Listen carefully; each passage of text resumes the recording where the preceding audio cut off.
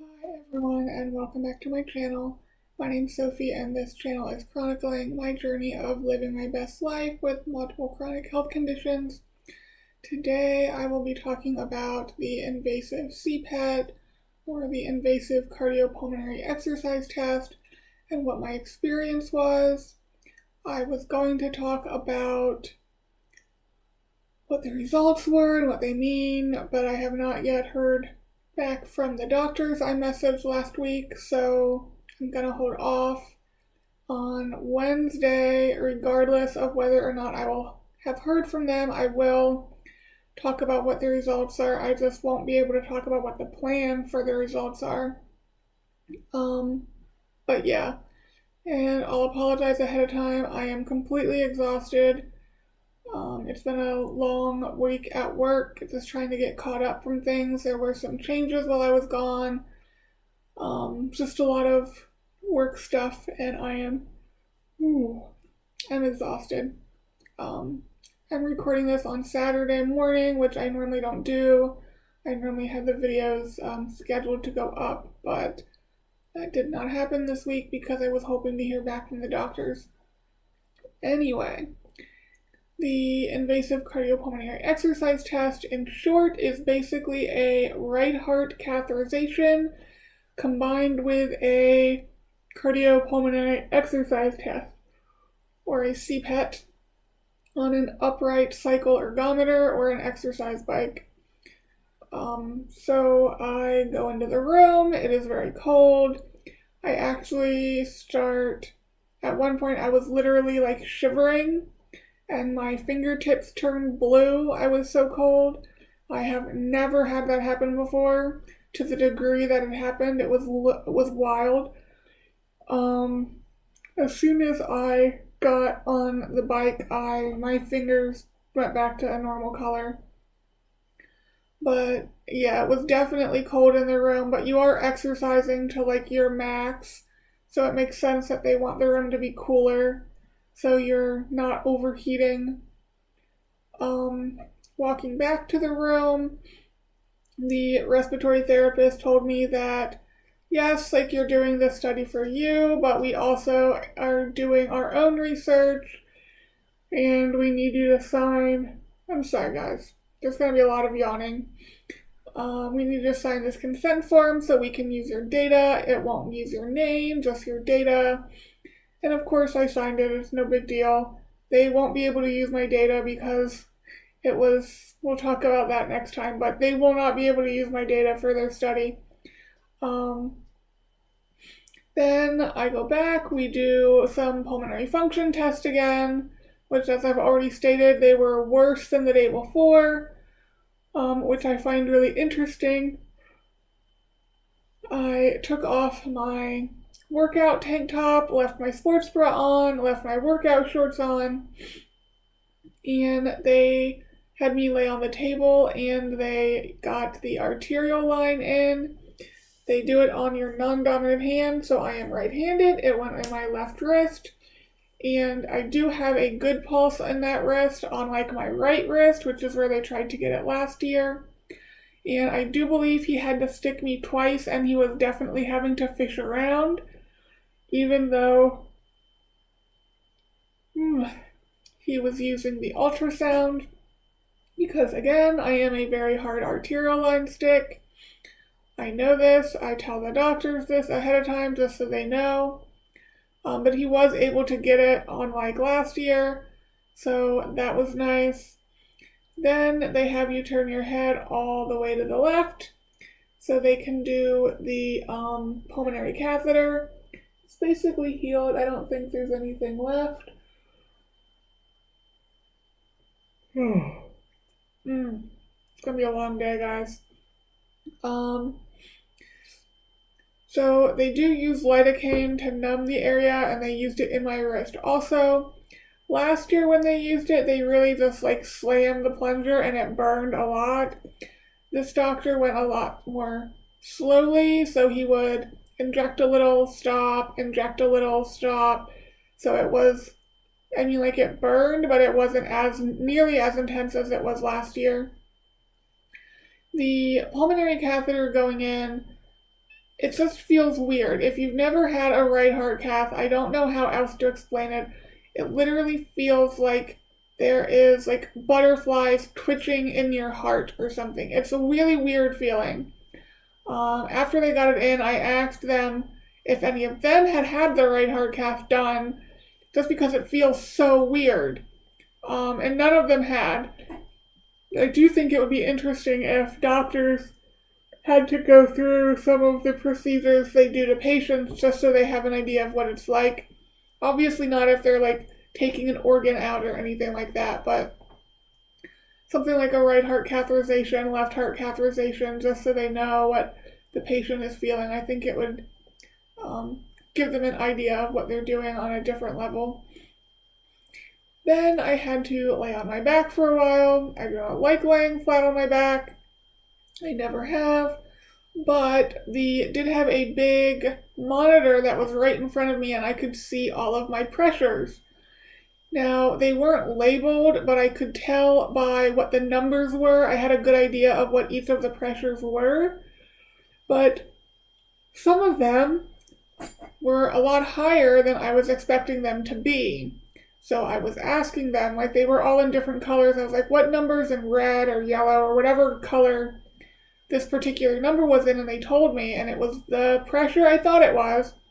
But like I said, it was a lot higher than I thought it was going to be. It was double what it was last year.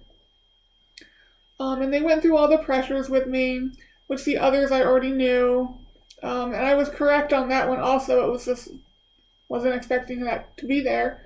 Then after a few minutes, they sat me up, and then I sat up for a few minutes. They took blood out of both catheters while I was lying down.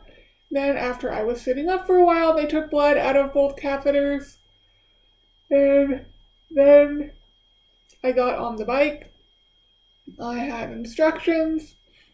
The instructions were basically to keep my pedaling at 60 to 65 revolutions per minute, or RPM, which had I been able to go slower, I would have continued the test longer, but my speed at the end had slowed down to where I could no longer maintain 60. So I said that like I couldn't go on anymore. You are fitted with this mask that goes over your nose and your face, so you can breathe normally. You don't have to breathe only through your mouth like I did for the CPET last year.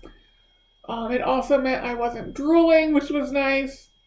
And as you guys tell, when I am talking even, I do yawn a lot, so I could yawn without like getting the device out of my mouth.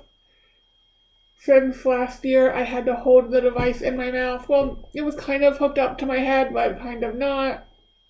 But this device sort of like snaps on your head. It is very tight, so there's a good seal. And it's collecting all of the gases you're exhaling, inhaling, so they can calculate stuff based on that, and that's how they calculate your VO2 max. So during the test, the difficulty of it increased every 2 minutes, and every 2 minutes they would have you take a deep breath in, and then sort of just let it out like naturally, not like forcefully or anything, just a natural sort of sigh out. That was interesting because you're breathing fast when you're exercising, and then to sort of deliberately take a deep breath and let it out was not the easiest thing in the world. So they started out, I believe, at 20 watts, and then they increased it by 20 watts every 2 minutes. I got up to 100 watts, which I believe is about what I did last year as well on the treadmill. And basically I stopped because I was losing control of my legs. They were no longer, like I was telling them to go faster and they could not. And after the test, they have you sit there for a few minutes, they leave the mask on and everything's still in place because they want to see how long it takes you to recover. And they're drawing blood every 2 minutes from both catheters as well. I was watching the monitor in front of me the whole time just to see like what my cardiac pressures were doing. In hindsight, I wish I would have set up like my cell phone to capture the pressures the whole time And I did think about it, but by the time I had thought about it, they had already told me, like, no more talking. They were collecting data. So if I ever have it done again and the setup is the same, I'll definitely set my phone up just to have all of the data versus the data that was gathered at those 2-minute increments. After the test ends, they're telling me to, like, squeeze my legs and squeeze my glutes to, like, stop from being dizzy, because when I stop exercising, I get really dizzy. And for a good minute and a half, I was unable to control my legs at all. Like, I was trying to squeeze them and nothing was happening. And then eventually I was able to squeeze them a little bit. And I did notice when I squeezed them, my pressures did increase. So that's nice to know that when I do get lightheaded after exercise, if I'm able to control my legs, that if I squeeze them like in pulses, that should help my pressure increase, get more blood back to my heart, and just help with the dizziness. I went back on the table, they took out the arterial line, they took out the pulmonary catheter, and then that was basically it. They did help me, they had me fill out this other survey that apparently was for, like, whether you hyperventilate or not. I'm not really sure how a survey that had questions such as, like, how often you get, like, short of breath, or how often your, like, hands tingle or whatnot, can really assess whether you hyperventilate, since those things can be caused by other medical issues as well. But I did the survey because it's part of the study they're doing, which again, my data will not be included in. But recovery was fine. I went back to the hotel.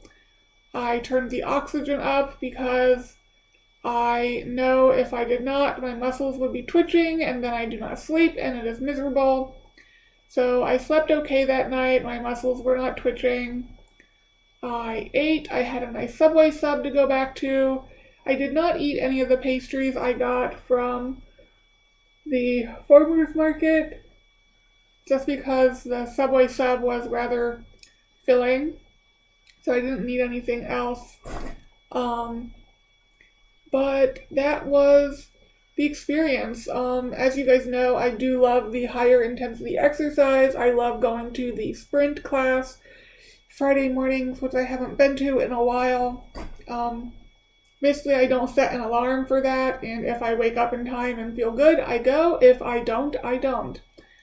So I haven't been in a while, but maybe this coming week I'll be feeling better, more recovered, and be able to go. But yeah, and the results were not what I was expecting, which is why I had to message the doctors about them and see what we're going to do about them. In short, all of my cardiac pressures are elevated. The trend, I've had 3 right heart caths now, and the trend has been upward.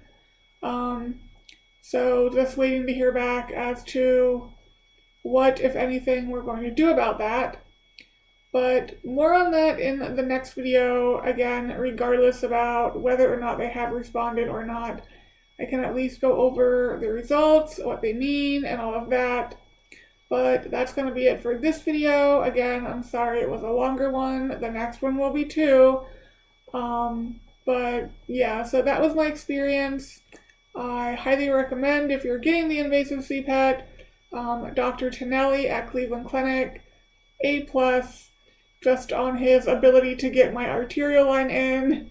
And as far as the insertion of the lidocaine and the right heart cath, the pulmonary catheter as well, that was probably the least, they weren't even, the others weren't painful, they were just like, you could feel the pressure of them putting it in, but like I couldn't even feel that this time. Just A+ all around. The team he has working with them, they're a lot of fun. It was just a good environment. Highly recommend them. You guys know I don't doctor name drop on this channel because I don't want to like hurt anyone's reputation or anything, but when I have a positive experience like I did, I will name drop positive.